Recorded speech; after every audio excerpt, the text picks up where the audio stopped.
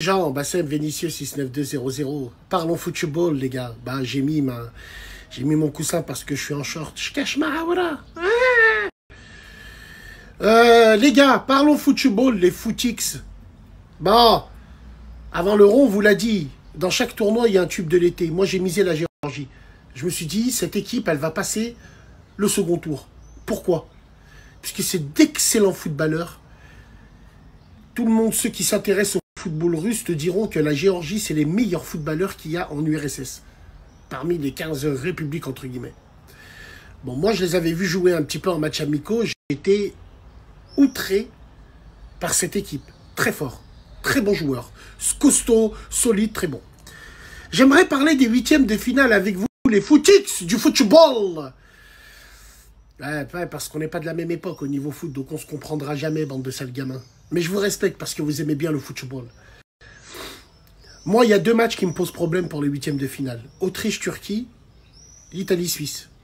Alors bien sûr, dans tous les tournois, il y a toujours eu des tubes de l'été et il y a toujours eu des déceptions. Genre, tu as une équipe, au premier tour, elle arrache tout.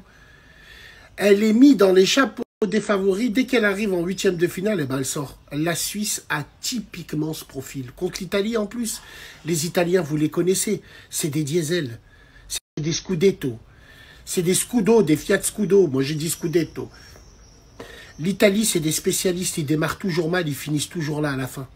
Ça me fait penser à Gary Lineker quand il a dit « Le football se joue à 11 et c'est toujours les Allemands qui gagnent. » Et ben à la fin. Ça, c'était dans les années 80 parce qu'il y avait beaucoup d'arbitres qui étaient avec eux. Alors donc, Italie-Suisse, il me pose problème ce match et Autriche-Turquie. Ça me fait rappeler un petit peu à toutes ces équipes dans l'histoire qui ont tout arraché au premier tour et qui se sont fait éliminer comme des vulgaires malpropres en huitième de finale, qui a surpris tout le monde. Je pense au Danemark pour les plus anciens en 1986, avec quelle équipe? Legger, Larsen, Soren Larby, les frères Laudrup, ils arrachaient tout au premier tour, ils ont même battu les Allemands. Ils se sont fait éliminer par l'Espagne. Les Espagnols, d'Emilio Butragueño, avec sa Quinta del Buitrier. Vous ne connaissez pas? Les 5 joueurs qui étaient autour de lui, il y avait Michel, il y avait Martin Vasquez et il y avait, je ne me rappelle plus qui. Bref, ça me fait penser à toutes ces équipes-là. On a eu le cas de la France en 2021, qui a fait un excellent premier tour et qui s'est fait éliminer en huitième directement. Donc Autriche, Turquie, je te dis la vérité, l'Autriche, ça a typiquement le profil de l'équipe qui peut faire comme la Grèce en 2004. Vous vous rappelez? La Grèce, moi, moche et méchant. L'équipe a autoré à gueule.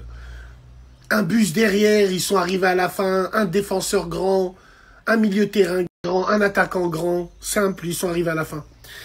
L'Autriche, ça me fait penser un petit peu à ça. Et les Suisses, moi je te dis, contre les Italiens, c'est pas fait encore. Les Italiens, c'est quand tu t'y attends moins qu'ils sont là. Donc moi, c'est ces deux matchs-là qui me posent problème. Et ça ne m'étonnerait pas que les Turcs sortent les Autrichiens, à la grande surprise, et que l'Italie passe contre les Suisses. Tous les footix voient les Suisses passer ou l'Autriche passer. Mais attention, au football, il y a des choses qu'on n'explique pas. Et c'est ça qu'il faut prendre en compte aussi. Il faut qu'on en parle de ces huitièmes de finale. France-Belgique, ainsi de suite. Bon, Espagne-Géorgie. Moi, merci pour le bateau pour eux. Même s'ils se font éliminer, on est fiers d'eux, entre guillemets. Mais j'ai envie de vous dire, voilà, moi, c'est mon avis personnel, ça n'engage que moi. Ces huitièmes de finale, surtout ces deux matchs, me posent problème. Donnez-moi vos avis.